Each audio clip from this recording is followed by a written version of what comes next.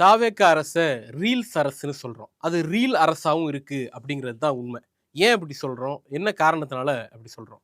திராவிட முன்னேற்றக் கழக அரசுலயும், அதற்கு முந்தைய அரசுகள்லயும் தமிழ்நாட்டுல செயல்படுத்தப்பட்ட திட்டங்கள் எல்லாத்தையும், ஏதோ இவங்க வந்த பிறகு தான் நடக்கிற மாதிரி புதுசாக ஸ்டிக்கர் ஒட்டி, ஒரு புதுசா பிராண்ட் பண்ணி, அத மக்கள்ட்ட வித்து தன்னுடைய ஆட்சிக்கு நல்ல பேர் வரும் மாரி செயல்படக்கூடிய ஒரு அரசாக இந்த அரசு இருக்கு. அது சின்ன சின்ன அளவுல ஆரம்பிச்சு மிகப்பெரிய திட்டங்கள் வரைக்கும் தன்னோட லேபிள கொண்டு வந்து, தன்னோட ஸ்டிக்கர கொண்டு வந்து ஒட்டக்கூடிய ஒரு போக்கு தொடர்ந்துகிட்டே இருக்கு.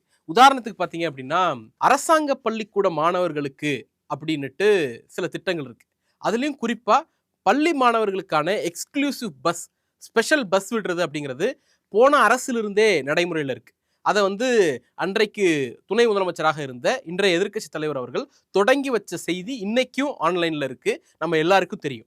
அப்படி இருக்கும் பொழுது டிவிகே வந்த பிறகுதான் மாணவர்களுக்குன்னு எக்ஸ்க்ளூசிவ் பஸ் விட்டா மாதிரி ஒரு பொய்யான போலியான செய்தியை பரப்பிட்டு இருக்காங்க.